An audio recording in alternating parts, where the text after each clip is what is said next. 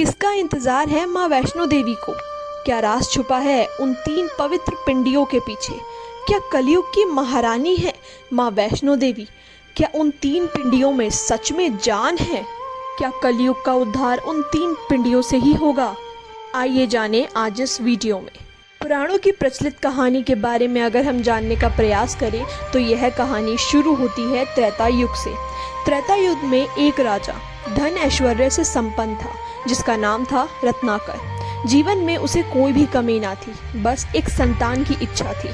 वह माता रानी का बहुत बड़ा भक्त था और अपने जीवन में उन्होंने बहुत ही पूजा पाठ आराधना तपस्या की थी। उनकी एक ही इच्छा थी कि उनके घर में एक बेटे का जन्म हो। उनकी माता रानी के प्रति इतना भक्ति भाव देखकर माँ उनसे प्रसन्न होकर उन्हें स्वप्न में दर्शन देती है और आशीर्वाद देती है कि मैं स्वयं तुम्हारे घर में तुम्हारी बेटी बनकर जन्म लूंगी, परंतु उसका भविष्य बहुत ही बड़ा योगदान होगा धरती पर धर्म स्थापना के हेतु। वह कोई साधारण स्त्री नहीं होगी, उसको हमेशा धर्म और भक्ति भाव के मार्ग के लिए प्रेरित करते रहना। ठीक ऐसा ही होता है। रत्नाकर के घर में माँ के अंश का जन्म होता है जिसका नाम रखता है रत्नाकर वैष्णवी। वैष्णवी जन्म से ही तेजस्वी, पूजा पाठ के लिए बहुत ही प्रेरित, तपस्या में रुचि रखने वाली लड़की होती है। एक दिन वह जंगलों में तपस्या कर रही होती है कि तभी उसको श्री राम मिलते हैं। वह श्री राम को देखते ही समझ जाती है कि यह विष्णु के अवतार हैं और वह श्री राम से आग्रह करती हैं कि वह उन्हें अपनी अर्धांगिनी बना ले। परंतु श्री राम कहते हैं कि हे देवी, मैंने इस युग में पत्नी व्रता होने का तप लिया है। वह किसी और स्त्री के बारे में मैं सोच भी नहीं सकता, परंतु मैं आपकी तपस्या से अति प्रसन्न हुआ और मैं जानता हूँ कि आप कोई साधारण स्त्री नहीं है। आप यही मेरा इंतज़ार करना, मैं जल्द ही आऊँगा रूप बदल कर। अगर आपने मुझे उस रूप में भी पहचान लिया तो मैं आपसे विवाह उसी एक क्षण कर लूँगा, परंतु अगर आपने नहीं पहचाना तो मैं आपसे विवाह नहीं करूँगा।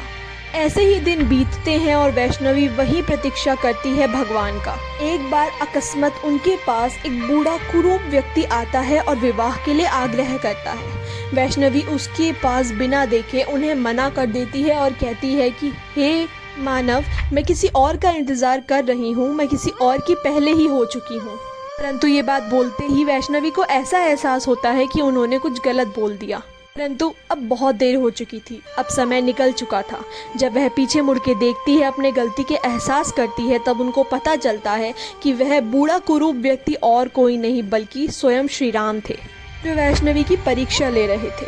तब वैष्णवी को आभास हुआ कि ये मेरी परीक्षा थी। तब वैष्णवी ने बहुत ही दुखी मन से राम को कहा कि हे भगवान, मुझे माफ़ कीजिएगा, मैं आपको पहचान नहीं पाई। इस बात पर श्री राम कहते हैं कि हे देवी, तुम दुखी ना हो। मैंने कलयुग में पत्नी व्रता होने का धर्म लिया था और हमारा मिलन होगा, परंतु कलयुग में मैं तुम्हारी तपस्या से अत्यंत खुश हूँ और भविष्य के कल्याण हेतु अब तुम त्रिकुटा पर्वत चली जाओ और वहाँ जाकर तपस्या करो। भगवान की आज्ञा अनुसार वैष्णवी त्रिकुटा पर्वत जाकर तपस्या करती है और वहाँ पे 3 पिंडियों में परिवर्तित हो जाती है। त्रिकुटा पर्वत पर वहाँ पर तपस्या करने की वजह से वैष्णवी का नाम त्रिकुटा पड़ता है। वह 3 पिंडियाँ और कोई नहीं, वैष्णो देवी ही है। बहुत ही प्रचलित पुराणों की कथा है जिसमें यह कहा गया है कि वह 3 पिंडियाँ वैष्णवी में बदलेगी जब कल की अवतार का जन्म होगा। माँ वैष्णवी कर रही है कल की अवतार का इंतज़ार।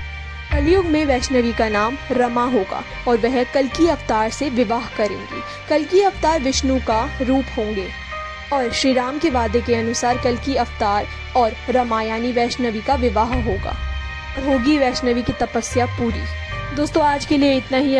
लास्ट वीडियो में जो मैंने आपसे सवाल पूछा था उसका सही उत्तर देने वालों का नाम है भूपेंद्र चौहान। आपको बहुत बहुत बधाई हो।